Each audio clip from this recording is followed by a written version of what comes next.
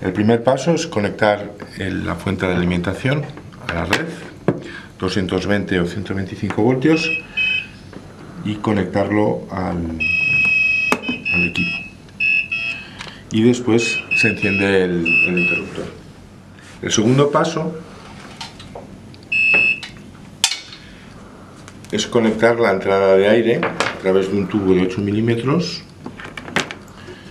tan sencillo como esto, y el otro extremo tiene que ir a la entrada del compresor.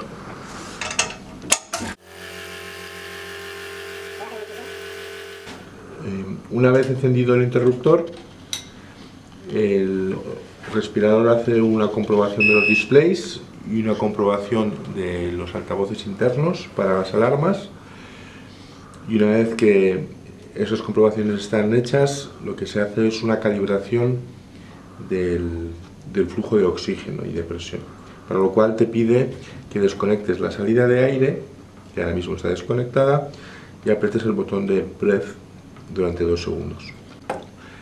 Se arranca un proceso donde él comprueba las válvulas. Si hubiera alguna válvula errónea lo comunicaría, y comprueba los tres flujos, y te los saca por pantalla los 3 flujos, las velocidades que tiene. Si la calibración es correcta, aparece este mensaje dándote la opción de repetir la calibración si quieres, porque estás modificando alguna cosa, o para avanzar hacia adelante en el uso. Para avanzar hacia adelante le damos a menos y entramos en el menú principal de uso del respirador. Antes de empezar a programarlo, lo que vamos a hacer es conectar el pulmón. Hay 3 entradas, tres tubos. El gordo de 22 milímetros entra en la salida, que es por donde se introduce la presión de aire. La medida de presión del paciente, que viene indicada así, pues se tiene que conectar a la toma de presión, y el control de válvula de exhalación al control de válvula de exhalación. Estas son tomas de baja presión, no hace falta tampoco mucha fuerza. Esto es la tubería que iría por paciente, y pegado al pulmón, esta es la salida que iría al pulmón, está la válvula de exhalación, donde el control de la válvula está aquí y la medida de presión del paciente se hace aquí. Aquí vamos a realizar la prueba con un pulmón artificial.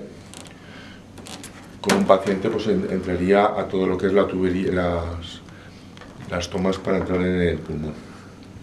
Una vez que ya está conectado, lo que podemos hacer es programar el respirador. Para programarlo tenemos 5 botones en la parte inferior, 2 botones en la parte lateral, más los botones de más y menos que sirven para ajustar los valores. El primer botón son respiraciones por minuto, el valor por defecto es 10. Para poderlo cambiar, apretamos el botón, sale el cursor y podemos subir o bajar el número de respiraciones por minuto. Cuando ya estemos en el valor que queremos, hay que volver a pulsar el botón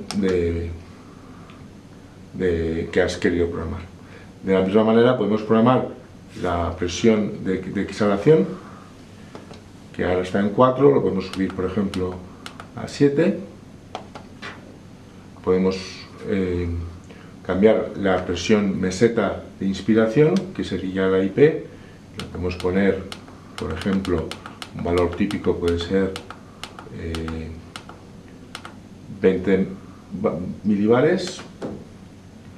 Él automáticamente en el modo de presión te ajusta la presión máxima 2 milibares por encima, de tal manera que intentar no dar más, pero se puede, una vez que te lo ha puesto, se puede modificar, y si quieres poder meter más presión también puedes modificarlo.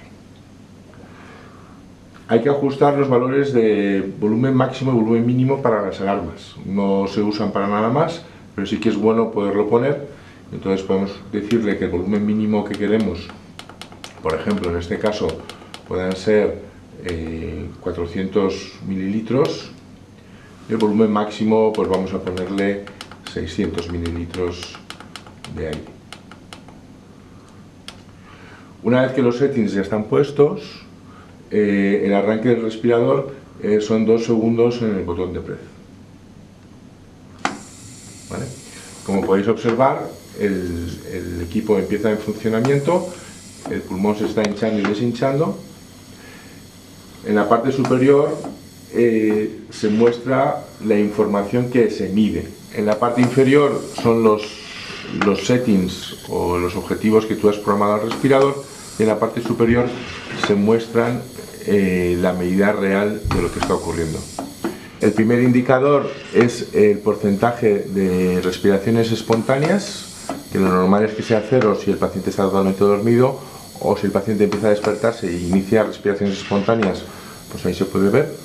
Los siguientes son los tiempos de transición de expiración e inspiración, que son los tiempos de subida y bajada de la presión, que indican un poco también la calidad del pulmón.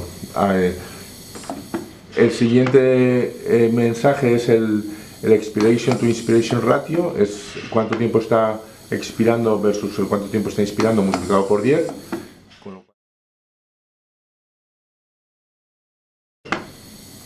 La medida de la presión de exhalación, que ahora mismo coincide exactamente con lo que se ha programado. La presión meseta se ha programado 20 y está llegándose a 18. Y la presión máxima 24. Probablemente la presión meseta sea un poco más bajo que lo programado, porque la presión máxima le está limitando y no le permite subir demasiado. Y luego se indica el volumen que se está entregando en cada respiración.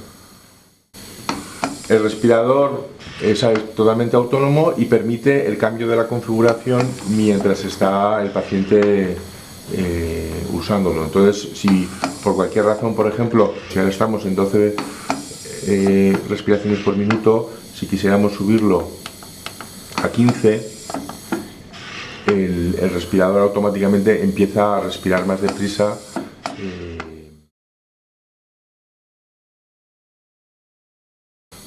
Otras maneras de programar el respirador es, en vez de ajustar la presión meseta y presión máxima, es ajustar el volumen que tú quieres darle al paciente, el volumen de aire. En ese caso apretamos el botón de volumen y le podemos decir que queremos introducirle, por ejemplo, medio litro de aire. Cuando programamos el control por volumen, que aquí hemos programado medio litro, el sistema automáticamente te ajusta una presión máxima de 35 milibares, que se puede cambiar, pero su objetivo ya no es la presión, sino alcanzar el volumen. Y como podéis observar, pues el volumen que se entrega pues está en torno a un 10% el objetivo. Podemos cambiar la presión máxima a la que podemos funcionar, tanto subirla como bajarla, por si el pulmón es muy duro, pues podemos llegar a subirlo pues incluso hasta 60 milibares. El respirador tiene diferentes alarmas. Por ejemplo, ahora ha saltado la máxima presión. En el caso de que haya una ligera subida por encima de la presión máxima, o el volumen no se ha alcanzado, o el valor mínimo de presión tampoco se ha alcanzado, saldrán los errores por pantalla junto con una señal sonora y luminosa. La señal sonora se puede eliminar con el botón de mute y se elimina. Hay diferentes tipos de alarmas. Hay unas alarmas que son instantáneas y se borran solas, y hay otras alarmas que pueden quedarse lacheadas, y de nuevo para poderla borrar hay que darle al mute. El botón de History te permite recorrer todas las alarmas activas que están en ese momento. Una de las cosas que podemos ver es, ante una desconexión del circuito por cualquier accidente, el sistema lo detecta y notifica enseguida de la condición de fallo, que se puede hacer un acknowledge, pero hasta que no lo corrijas seguirá dando el error. Cuando el respirador está funcionando y ocurren situaciones extraordinarias, como por ejemplo, imaginemos que el pulmón no puede con ello y le impedimos que respire, enseguida van apareciendo diferentes alarmas como de alta presión o si no le dejamos que inspire, tanto las medidas de volumen como de presión fallan. En cuanto el sistema se recupera, todo vuelve a la normalidad, y en cuanto haya alguna acción que incomoda al respirador, pues salta la alarma, que se puede callar dándole al botón de mute, pero las indicaciones siguen indicándolas. Entonces hay diferentes alarmas, tanto en presión como en volumen, para indicar que hay algo mal.